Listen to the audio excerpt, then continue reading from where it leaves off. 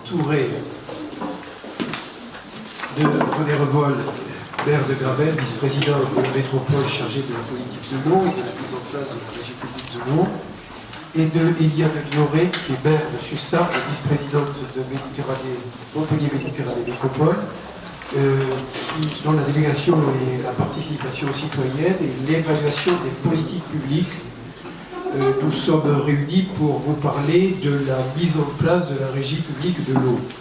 Vous le savez, la régie publique de l'eau a été l'un des axes de campagne de la ville de Montpellier, mais pas que de la ville de Montpellier, d'un certain nombre de communes. Et lorsque nous avons été en charge des destinées de l'agglomération, nous avons souhaité immédiatement faire voter en assemblée la régie publique de l'eau qui a été acceptée avec une grande majorité des conseillers communautaires.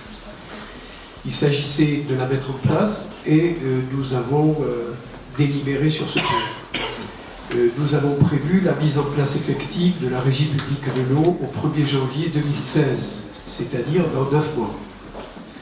À ce jour, nous avons déterminé, et c'est ce qui nous rassemble aujourd'hui, la forme juridique qui va encadrer cette régie publique de l'eau et que j'ai annoncé au dernier conseil d'agglomération de métropole, qui est une régie publique.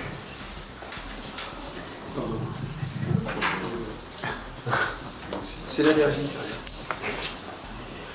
Régie publique autonome, comme la ville de Paris et comme la ville de Grenoble. L'intérêt de cette régie, c'est que, à personnalité morale, c'est qu'elle permet à la fois un contrôle citoyen, un suivi citoyen. Elle permet aussi, par une convention d'objectifs, et René va vous expliquer tout ça dans le détail, elle permet par une convention d'objectifs à l'Assemblée métropolitaine de déterminer les axes de travail de la régie publique de l'eau, ainsi que le prix de l'eau. Aujourd'hui, nous ne vous parlerons pas du prix de l'eau, parce que ça fera l'objet d'une autre conférence de presse lorsque nous aurons déterminé l'ensemble des facteurs qui concourent à l'établissement de ce prix de l'eau. Mais nous allons vous parler de la forme choisie, qui est un peu particulière et qui demande toute une série de précisions, ainsi que le nom de la régie qui va être donné. Bonjour à tous. Donc oui, comme vous vient de vous le dire le Président, nous passons dans la phase active après avoir fait un travail de préparation qui a duré quasiment 1 an. Et donc nous nous étions fixé l'objectif de l'adoption des statuts le printemps venu. Voilà. Et donc nous allons le faire lors du conseil métropolitain, du 28 avril prochain. Et l'objet de cette conférence de presse, c'est de vous présenter un peu cette méthode. Donc nous avons fait un choix. Alors je vous rappelle, pour que les choses soient bien précises, que cela concerne 13 communes, puisque vous avez 18 communes qui sont dans d'autres types de contrats. Ces 13 communes comprennent notamment la ville de Montpellier, comme c'est précisé sur votre fiche de presse, et d'autres villes autour, qui sont le cœur de la métropole. Ils rassemblent 80% de la consommation. Ce n'est pas négligeable, plus de 300 000 habitants et un domaine relativement important. Donc les autres communes sont à l'intérieur de syndicats, Garrigue-Campagne à l'est, Bas-Languedoc à l'ouest, qui ont leur propre contrat avec qui nous travaillons de concert. Et nous mettons en place cette régie pour ces 13 communes du centre de Montpellier. Donc nous avons mis en place au mois de juin de l'année dernière un comité citoyen de suivi de la mise en place de la régie, qui rassemblait, comme vous le savez, des représentants d'associations, des personnalités qualifiées dans le secteur de l'eau, des représentants du personnel tant de l'agglomération à l'époque que des délégataires, et des élus de la commission eau. Et ce comité de suivi s'est réuni 3 fois en séance plénière. Certains d'entre vous ont certainement regardé les vidéos qui rendent compte en direct de ce qui s'est passé dans ces comités de suivi, ainsi que 3 commissions thématiques. Donc ils ont beaucoup travaillé, et l'un de ces travaux a porté sur le statut de la régie, et à la quasi-unanimité, ce comité citoyen de suivi s'est prononcé pour une forme juridique, et c'est celle-ci que nous avons décidé de suivre au niveau de la mise en place de cette régie. Il s'agit donc d'une régie à autonomie financière et personnalité morale. Alors je précise aussi, puisque l'information n'est pas toujours suffisante à ce sujet, qu'en France, depuis 1926, depuis le décret Poincaré de 1926, il n'y a plus de régie directe. Hein. Elles sont interdites par la loi au niveau de la gestion de ce type de secteur. Et que donc on ne peut plus faire... alors naturellement, il existe quelques régies directes qui datent d'avant 1926. Dans notre département, vous en avez une excellente, c'est celle de Gignac, et à part ça, il n'y en a pas. Donc vous êtes obligé de mettre des régies qui ont une autonomie financière. Et donc nous avons souhaité mettre en place une régie qui a autonomie financière, mais qui a personnalité morale en plus. Il y aura donc une véritable autonomie d'action. Pourquoi nous avons pris cette décision? Pour des raisons simples, deux grandes raisons. Une première raison, c'est qu'il s'agit de mettre en place, non pas une administration, mais une activité industrielle et commerciale. Une activité industrielle et commerciale qui est chargée d'aller capter l'eau, de la faire circuler, de l'amener jusqu'à l'usager dans les meilleures conditions possibles. Et donc c'est une activité qui nécessite une organisation autonome, efficace, rapide, et naturellement il faut mettre en place une entreprise publique capable de le faire. Et qui n'est pas les lenteurs ou les difficultés bien inhérentes à une administration. Et donc on a ce critère d'efficacité a été notre première raison. La deuxième raison, le président y faisait allusion tout à l'heure, c'est l'importance de la gouvernance. C'est-à-dire que l'objectif, c'est de faire que nous voulons mettre l'eau au cœur de la gouvernance de la cité, dans la mesure où il s'agit d'un bien fondamental, vital, et qu'il peut nous servir par là même de vecteur pour toute une série d'autres gouvernances. Et c'est pour ça que Mme Lioré est à nos côtés, parce que nous nous battons pour essayer de créer une dimension citoyenne à cette gouvernance. Et donc, nous allons mettre en place cette régie avec un conseil d'administration de 20 membres, qui a voix délibérative, c'est-à-dire que la totalité des membres ont la possibilité de délibérer, donc ils prennent leurs responsabilités dans toutes les décisions. Il ne s'agit pas simplement de les consulter, il s'agit de gens qui auront la responsabilité. La loi nous impose d'avoir une majorité d'élus issus du conseil métropolitain. Donc dans ce conseil d'administration, il y aura 14 élus sur les 20, ce qui est la proportion la moins favorable aux élus de toutes les autres régies qui existent, je vous signale. Hein. Vous avez des régies, par exemple à Paris, où il y en a 13 sur 20, mais les autres la moitié n'ont pas voix délibérative. Donc voilà, ils n'ont pas la possibilité de décider. Et donc nous avons voulu laisser une place que nous laissait la loi à la représentation d'autres secteurs. Donc il y aura 4 représentants du monde associatif, du monde des associations d'usagers, les associations environnementales. Il y aura une personnalité qualifiée dans le secteur de l'eau. Et puis il y aura un représentant du personnel élu par le comité d'entreprise de la régie. Et ainsi nous aurons un conseil d'administration qui mettra en place une forme de gouvernance nouvelle au niveau de l'eau et qui va pouvoir ainsi jouer son rôle. Pour améliorer d'ailleurs cette gouvernance citoyenne, nous avons décidé de mettre en place, la métropole de Montpellier va décider de mettre en place une véritable organe de débat, d'organisation qui s'appelle un observatoire de l'eau. Nous avons pris exemple sur ce qui s'est fait à Paris et qui a marché très très bien, ainsi dans d'autres collectivités. Un observatoire de l'eau qui va rassembler tous les acteurs concernés par l'eau. Les acteurs, certes, du périmètre de la régie, mais aussi les acteurs au-delà du périmètre de la régie, qu'ils soient dans la métropole ou qu'ils n'en soient pas dans la métropole. Et d'ores et déjà, depuis qu'on en parle à ces acteurs qui existent tant au nord, où nous puisons notre ressource, qu'au sud, avec le système d'étang que nous voulons particulièrement protéger et qui fait partie de notre patrimoine commun, eh bien, les acteurs qui participent de ces territoires sont assez enthousiastes à l'idée de mettre en place cet observatoire de l'eau.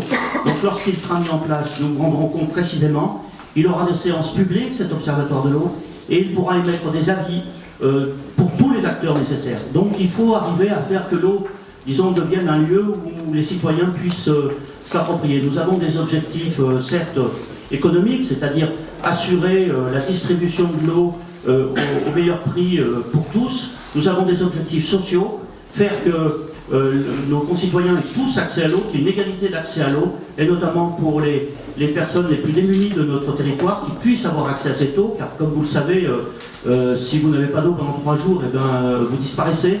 C'est une condition fondamentale de la survie humaine, donc il faut absolument garantir cet accès à l'eau. Pour des raisons écologiques, car la ressource en eau est une chose qui est fondamentale aujourd'hui, qui est mise en cause avec le changement climatique qui est en cours, et que donc il faut avoir une gestion de l'eau la plus économe possible, qui garantisse sa ressource, la plus naturelle possible aussi. Nous avons eu l'occasion de rendre compte de l'étude qu'on avait faite sur la ressource du lait. Nous sommes très attachés à cet aspect-là, et ça c'est important. Alors à partir de là, est-ce que ça signifie que la métropole de Montpellier abandonne tout contrôle sur la politique de l'eau? Ben non, c'est exactement l'inverse. Le contrôle sera beaucoup plus fort dans le cadre d'une DSP vis-à-vis d'une entreprise privée. Puisque dans ce cas, nous allons établir une convention d'objectifs qui va être adoptée d'ici la fin de l'année, avant que la régie soit en place, pluriannuelle, dans laquelle, convention d'objectifs, il y aura toute une série d'éléments qui permettront à la régie et à la métropole de travailler de concert. Les deux points fondamentaux sur lesquels nous allons, intervenir, c'est premièrement les investissements. Pourquoi? Parce que si j'ai assisté l'autre jour à un débat où j'ai entendu quelqu'un dans un autre territoire dire qu'il ne ferait plus d'investissement et comme ça il baisserait le prix de l'eau, c'est une catastrophe de faire ça. Car l'investissement doit être permanent, quand les réseaux s'usent, il faut les renouveler. Actuellement, nous avons un taux de rendement des réseaux de l'eau au niveau de notre métropole qui est de 80%. Nous aimerions monter vers 85%. Pour ça, il faut avoir, alors que vous avez des collectivités, je ne citerai pas de nom, mais qui sont dans Languedoc-Roussillon, qui sont à des rendements de 62, 63%. Ça signifie que près de 40% de la ressource en eau qui est captée se perd dans les réseaux. Et donc c'est une sorte d'éperdition inacceptable dans un monde où l'eau va devenir rare et il faut la préserver. Donc nous voulons améliorer, donc il nous faut une planification d'investissement qui a été décidée dans un schéma directeur d'eau potable, que nous allons mettre en œuvre en l'adaptant année après année au mieux des besoins. Et ainsi on pourra, continuer cet effort d'investissement. Et puis deuxièmement, la métropole fixera un prix plafond de l'eau. Et comme vous l'avez dit le Président, on en reparlera à une autre occasion, un prix plafond de l'eau qui, on en reparlera à une autre occasion parce qu'on n'est pas irresponsable. C'est-à-dire que lorsque vous fixez un prix de l'eau, il faut que vous teniez compte d'une part de combien vous coûte l'exploitation qui consiste à aller chercher l'eau, que vous la fassiez, disons, de la manière la plus qualitative possible. Et puis il faut aussi que vous puissiez voir, que cette eau puisse être garantie aussi en qualité. Donc il faut un bon compte d'exploitation, nous sommes en train de le construire. Et puis par ailleurs, il faut maintenir une marge pour la collectivité qui lui permet de financer, ses investissements réguliers sur les années qui viennent. Et donc, nous le réfléchissons, nous le travaillons et nous déterminerons ce montant avec précision d'ici l'automne. Donc on aura les moyens de décider dans ces conditions. Donc voilà un petit peu l'esprit dans lequel se fait le passage vers cette régie. Dès le mois prochain, dès le mois de mai, le conseil d'administration se réunira, s'installera, organisera son travail, planifiera ses réunions et ses marchés publics à passer, etc., puisqu'il répond aux marchés publics. Le dernier élément, nous allons intégrer naturellement déterminer le personnel qui va participer de cette régie, parce que c'est un personnel qui doit être qualifié, qui doit être adapté. Et donc le principal de ces personnels viendront du délégataire, en l'occurrence essentiellement Veolia. Donc nous avons commencé, nous n'avons pas attendu ce jour pour le faire, nous avons commencé depuis des semaines à discuter d'une part avec la direction, d'autre part avec les représentants du personnel, avec qui nous avons établi d'ailleurs un protocole de travail qui nous permet d'avancer pas à pas. La loi nous oblige d'ailleurs à reprendre ces personnels aux mêmes conditions de rémunération et cela nous convient très bien car ce sont des personnels compétents qui seront intégrés dans la régie, qui seront salariés de la régie. Et donc je vous rappelle que, comme la loi nous l'indique, ces personnels obéissent à des contrats de droit privé et donc nous sommes soumis au code du travail du secteur privé pour ces personnels. Il y aura une partie des personnels qui seront détachés de la métropole et puis nous aurons autour de 80-85 personnels qui seront dans cette régie pour la faire tourner. C'est à peu près ce que nous avons estimé. Et actuellement, nous travaillons poste par poste pour avoir, l'efficacité maximale dans le travail en question. Voilà au niveau du personnel. Et puis dernière chose, vous avez dans votre document qui vous a été remis, on s'est posé la question du nom de la régie. Alors son sous-titre, il est facile, ça s'appellera Régie publique de l'eau de Montpellier Méditerranée Métropole. Voilà, ça sera ça, puisque c'est Montpellier Méditerranée Métropole qui l'installe. Mais il faut trouver un titre. Alors plutôt que de le décider de manière arbitraire, on s'est dit, puisqu'on veut une gouvernance citoyenne, on va consulter pendant 15 jours sur les réseaux sociaux, sur le site de la métropole. On vous propose, vous voyez, il y a 6 noms qui ont été proposés, d'autres peuvent venir, hein, je veux dire, il peut y avoir une insurrection citoyenne qui dit voilà, nous on préfère un autre nom, hein, voilà, chacun sera libre de prononcer. Je connais dans cette salle quelques-uns qui sont très habiles sur les réseaux sociaux, qui ne vont pas manquer de participer à cette activité et de nous dire quel est le nom qui leur convient le mieux.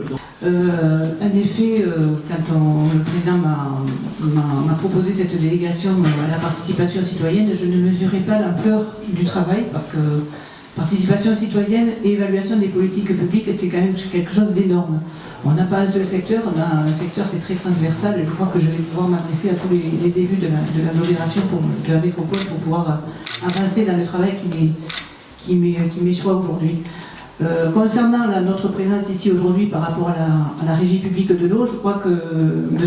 René Revol avait pris déjà en mesure l'importance de la participation citoyenne, puisque avec la création d'un comité consultatif qui a travaillé pendant 1 an pour la mettre en place, cette régie publique, je crois qu'il a fait preuve de l'importance que pouvait avoir le citoyen dans l'organisation et dans le travail sur les politiques publiques que nous avons amenées tout au long de l'année.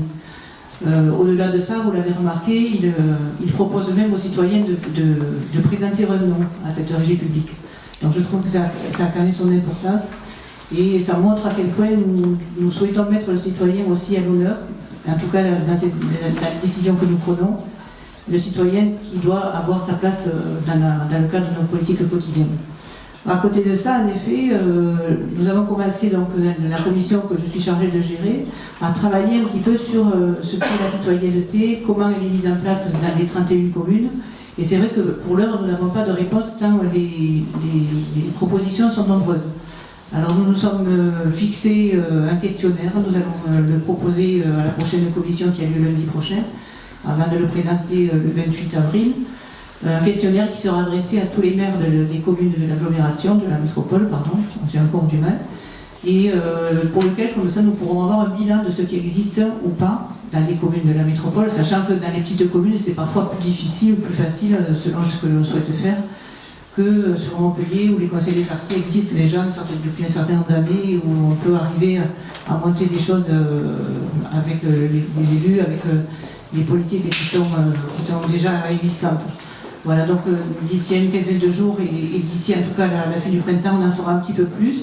De même sur l'évaluation des politiques publiques, j'ai dit ce matin au vice-président et au maire des responsables des commissions que je souhaitais les rencontrer pour voir un petit peu dans quel secteur on pouvait mettre en place une évaluation qui certes elle aussi ne se fera pas en quelques mois, mais se fera sur 1 ou 2 années en tout cas, qui nous permettra d'avoir la mesure de ce que peut apporter la politique menée par Montpellier Méditerranée Métropole, que ce soit sur le domaine de l'eau, pourquoi pas, ou que ce soit sur le domaine environnemental, qui est un domaine aussi important.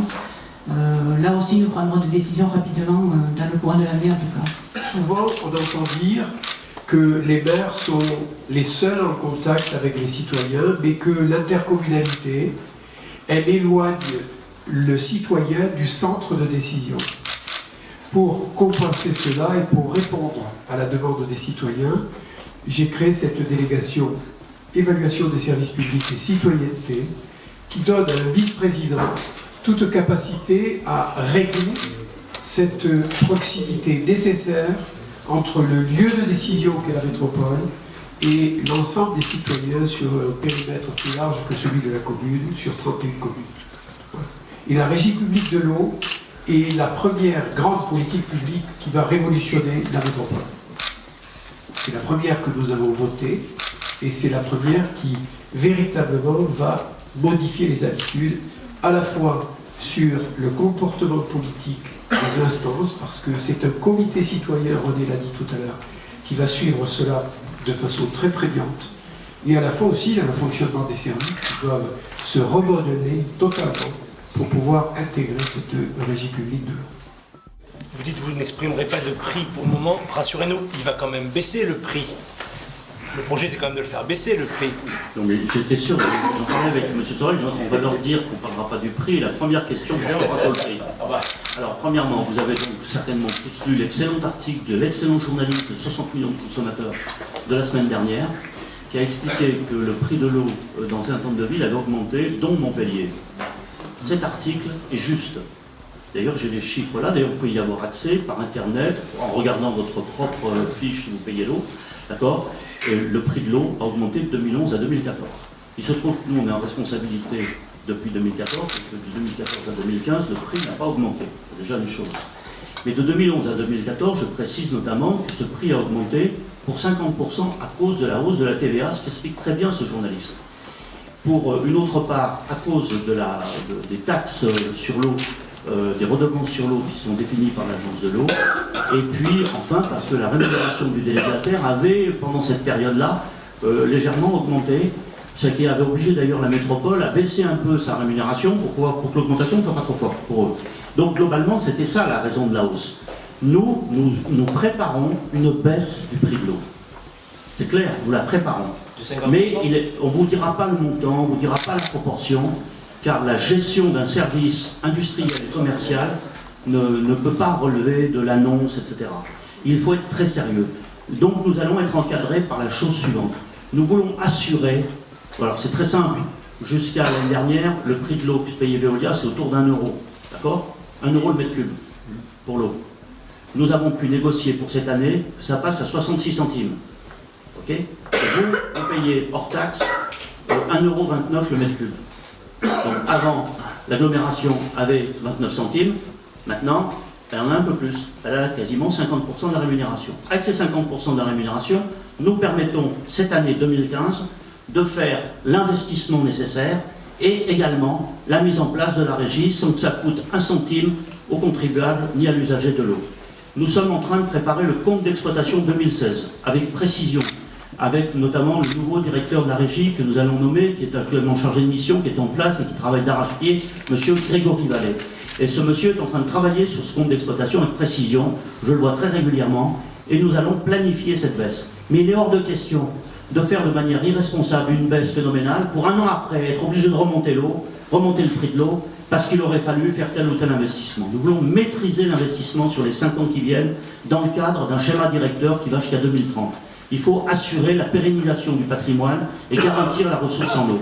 Donc voilà, nous allons aller dans cette direction, nous sommes en train de travailler. Aujourd'hui, nous présentons le cadre juridique, statutaire, fonctionnel, qui permet à cette régie de travailler tout de suite, parce qu'elle se met en place tout de suite, ce qui nous permettra de construire ce compte d'exploitation dont on a besoin. Mais vous parlez de Grenoble, Paris, à chaque fois c'est 20-30% de baisse, donc on peut dire que c'est un scénario plausible pour Montpellier, 20-30%. Faites les hypothèses que vous souhaitez.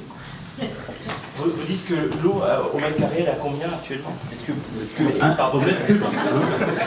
L'euro, sinon, c'est le mètre cube. On est sur notation, les mètres carrés. 1,29 € actuellement. 1,29 €, d'accord. Mais je peux vous fournir tous les documents, c'est un accès libre. Parce qu'il faut savoir que dans le prix de l'eau, C'est avec l'assainissement. dans le prix de l'eau, vous avez le prix de l'eau, vous avez le prix de l'assainissement et vous avez les taxes. Ok? TVA, redevances, etc. Donc c'est un ensemble. Voilà, et actuellement, le prix de cet ensemble pour un service de grande qualité dans l'agglomération est dans la moyenne. Il n'y a rien d'exceptionnel, il est dans la moyenne. Nous réfléchissons sur le prix de l'eau, parce qu'il faut qu'on ait une attitude sérieuse à ce sujet. Donc nous allons aller vers une baisse, mais nous le ferons dans la maîtrise du fonctionnement. Voilà. Est-ce que vous comptez négocier avec Veolia le coût sur l'assainissement pour continuer à faire baisser la facture globale? Alors, c'est déjà négocié. Donc, contrairement à ce qui a pu être écrit celui-là, je ne sais pas où d'ailleurs, le prix pour l'assainissement a diminué massivement. C'est-à-dire entre ce que coûtait le délégataire dans le contrat précédent d'assainissement et celui que nous avons négocié cet été, eh bien, on a une baisse qui est de 40% quasiment. Donc, ces 40% nous permettent de dégager un excédent en gardant le même prix à cette étape pour l'assainissement. Un investissement nécessaire. Vous savez, si vous avez suivi les débats budgétaires, nous mettons entre 13 et 15 millions d'euros d'investissement dans l'assainissement pour l'année 2015. C'est considérable. On continue l'effort qui a été engagé à ce sujet. Et naturellement, cela fait partie de la négociation qu'on a eue et on suit ça de manière annuelle, de manière très précise. Et globalement, quand on réfléchira, et là c'est pour ça que votre question est judicieuse, quand on réfléchira à la question du prix de l'eau, on réfléchira de manière globale. Quelle est l'évolution des taxes? Quelle est l'évolution de la politique gouvernementale? Parce que le problème, c'est que vous pouvez peut-être, pour vous, décider une décision pour votre collectivité, mais pour l'usager à la fin, c'est la note qui compte, globale. Donc on réfléchit à l'ensemble pour que pour les usagers, pour les citoyens de notre collectivité, le prix de ce service puisse baisser et qu'en même temps la qualité de ce service puisse être maintenue, voire être améliorée. Voilà. Vous parlez d'une régie avec 80 salariés. Est-ce que ça veut dire que c'est l'opportunité pour vous de faire des transferts au niveau des deux collectivités vers la régie? Transfert de poste? Il y a d'abord les personnels de Veolia, hein, Ils sont combien qui sont prioritaires, hein, parce que je vous fais un petit peu d'histoire. La ville de Montpellier était déjà en régie publique. Et lorsque le marché a été confié à Veolia, l'ensemble des employés municipaux qui travaillaient à la régie publique de l'eau de Montpellier ont été transférés en priorité à Veolia. Et là, on est dans le mouvement inverse. Vous savez qu'il y a des conventions qui sont... Ils sont combien alors? Le problème, c'est que ce qui va déterminer le nombre qui va venir, c'est deux choses. C'est premièrement, nous, qu'on identifie les postes nécessaires pour ce travail. Ce travail est quasiment terminé. Et que deuxièmement, c'est leur volonté de venir. C'est ça qui détermine le montant. Je vous ai dit un chiffre global. Nous avons besoin de 85 salariés pour faire fonctionner cette régie. Venant de Veolia, il y en a une très grande majorité qui viendra de Veolia d'après les discussions qui sont en cours. Mais c'est la discussion avec eux qui permet de le fixer. Je ne peux pas prendre la décision à leur place. Donc c'est eux qui décideront de venir. Donc ça sera la très grande majorité de ces 85, simplement venant de Veolia, il y en a une partie sera transférée de la métropole, on verra le fonctionnement précis. Pour le moment, on est dans l'identification des postes et dans la discussion avec eux pour qu'ils nous disent ceux qui sont volontaires pour venir. Les premières réunions qu'on a fait avec eux nous montrent qu'ils sont très bien disposés dans ce processus de transfert. Voilà. On en est là, donc on Mais ne à peut pas donner de Veolia, chiffres. C'était combien chez Veolia? À Veolia, combien travaillent juste dans l'eau potable? Entre 70 et 80. Donc on reste dans le... Parce qu'il y a des problèmes de fixation. On reste dans ces eaux-là. Voilà. Vous aurez besoin de plus de personnel que Veolia n'avait besoin. Mais comment dire, il y a par exemple des processus. Veolia utilisait en plus des gens qui produisaient l'eau. Dans Veolia, vous aviez l'ensemble de l'encadrement. L'ensemble des activités qui étaient liées à Veolia et qui sont gardées par Veolia. Et qui sont bien plus que 80 personnes. D'accord? Et qui fonctionnaient avec d'autres missions. D'accord? Donc nous rétablissons les choses au seul service de l'eau. Voilà. Et donc on va utiliser globalement moins de moyens qu'utilisait Veolia, qui s'appuyait sur le service de l'eau pour faire aussi plein d'autres activités qui étaient mutualisées. Nous les utilisons uniquement pour l'eau. Voilà. Maintenant, il y a aussi deux petites communes dans lesquelles c'était un autre prestataire. Donc ça a été réglé avec eux et ils ne transfèrent aucun personnel, donc ça se réglera. C'était la SOR. Et puis l'essentiel des autres communes, c'est Veolia. L'autorité de tutelle restera toujours la métropole de toute façon, puisqu'il y a la majorité du conseil d'administration, c'est les personnes de la métropole. Oui, parce qu'il y a une convention d'objectifs qui règle les relations entre la régie publique de l'eau autonome et la métropole, avec le nombre d'élus à l'intérieur du conseil d'administration de la régie, qui sont empruntés au conseil métropolitain. Et est-ce que d'autres communes peuvent venir adhérer à cette future régie, qui ne sont pas à l'heure actuelle? Rien n'interdit, mais pour le moment, nous cherchons à réussir cette régie. Notre objectif, c'est de démontrer que le service public peut être tout aussi efficace. Voilà, c'est ça notre objectif. Donc on va réussir cette régie, à chaque chose en son temps. Un certain nombre d'impatience s'exprimait il y a quelques mois, je leur dis, vous en faites pas, ça se décidera en avril, ça se décide en avril, on passe à l'étape suivante. Pour ce qui est des membres du conseil d'administration, c'est la loi qui nous l'impose. Hein. Nous sommes obligés d'obéir à la loi. Par exemple, personnellement, j'aurais souhaité que les débats du conseil d'administration soient publics. Or, la loi nous l'interdit. Donc on va faire des comptes rendus les plus rapidement possible pour que tout le monde ait les comptes rendus de ce conseil d'administration, qu'il y a de la citoyenneté. On est obligé de faire dans le cadre de la loi. Voilà. Donc là, je vous l'ai dit tout à l'heure, on est la collectivité qui donne le plus de place aux non-élus, avec 6. Puisque dans les autres collectivités, par exemple, vous avez 8 à Grenoble-Nice, je ne sais pas, c'est 8 sur 12. 8 élus sur 12 membres du conseil d'administration, donc les proportions sont évidentes. À Paris, où ils ont comme nous 20 membres, il y en a 4 qui n'ont pas de voix délibérative. Donc c'est bien beau d'être là, mais si on décide de rien, ça sert à quoi? Donc là, tout le monde aura une voix délibérative, il y aura 14 élus pour répondre aux exigences de la loi, et ces élus vont jouer leur rôle, parce qu'ils représenteront la métropole et disons, le souci qu'a la métropole de développer le service de l'eau. Donc, et de développer ce service public. Et puis on aura 6 qui représenteront la gouvernance citoyenne, le personnel, social, etc. Donc c'est cet aspect-là. Et à côté, comme je vous l'ai annoncé tout à l'heure, nous allons mettre en place un observatoire de l'eau qui va permettre à un public beaucoup plus large de participer, de pouvoir ainsi nourrir à la fois la métropole et la régie de ces propositions. Voilà, c'est un domaine, l'eau, qui est le domaine du siècle qui vient. Ça va être une ressource plus importante que les ressources fossiles dans ce qui vient du point de vue de l'organisation de notre vie commune. Il faut donc qu'on mette en place sur notre territoire une gouvernance citoyenne de cette ressource. Voilà, c'est ça l'objectif qu'on cherche à faire.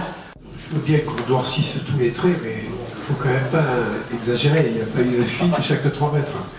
Mais l'avenant numéro 7 qui avait été voté par la ville à l'époque de Veolia et qui tenait compte justement de la vétusté de certains segments du réseau, nous montrait bien que la lutte était sur les fuites éparses qui rallongent aux factures de l'eau et qui sont difficiles à supporter pour les concessionnaires des réseaux.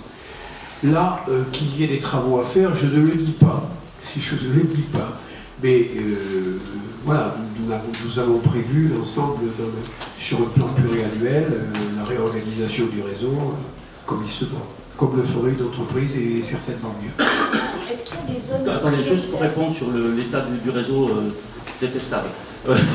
Donc, quand je mets 100 litres, voilà, le 100 litres au départ, il en arrive combien chez les particuliers? 80. Je vais sur une agglomération voisine qui s'appelle également Métropole dans son titre. C'est une agglomération. Voilà. Le taux est de 62. Le taux est de 62. Donc je ne veux pas jeter la pierre, c'est une vraie difficulté.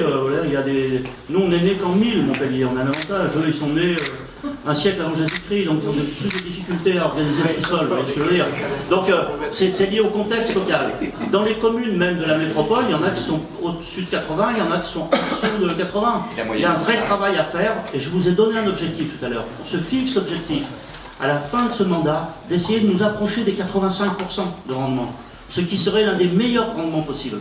On profite du fait que Montpellier est une ville finalement suffisamment neuve.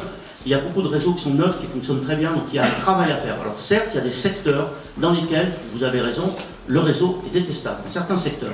Mais là, on le travaille, et vous avez un schéma directeur d'eau potable qui envisage ces investissements secteur par secteur, et notre objectif est de l'appliquer. Parce que ce schéma directeur, globalement, il est bien fait. Au niveau national, quel est le pourcentage du rendement moyen? Il n'y a pas de pourcentage moyen au niveau national. Il y a une norme moyenne qui fait qu'on devrait tendre vers les 82%. Mais il n'y a pas de moyenne nationale parce que vous ne pouvez pas comparer les zones urbaines et les zones rurales. Voilà. C'est ça la vraie difficulté. La quote-part à l'investissement sera progressif au fil des années, sera limité à un tel pourcentage. Aujourd'hui, vous l'avez chiffré? Là, par exemple, on vient de sortir 5,5 milliards d'investissements sur l'application du schéma directeur d'eau potable. On n'en a pas discuté avec les services, mais mon objectif c'est d'augmenter ce montant d'ici la fin de ce mandat progressivement, mais en fonction des besoins nécessaires pour pouvoir être dans les clous qui nous permettent d'être en avance sur la réalisation du schéma directeur qui va à l'horizon 2030. On a une vraie responsabilité de développement durable pour les générations futures concernant ce réseau. Monsieur Pauviot. Deux questions.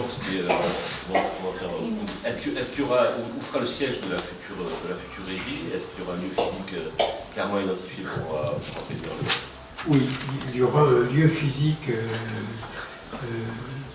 pour la régie. La question c'était où en fait? Ce sera pas ici. Voilà, nous sommes en train d'acquérir un bâtiment qui sera rénové et qui sera mis à disposition pour la régie publique de l'eau. À Montpellier? À Montpellier, dans le quartier plutôt faculté.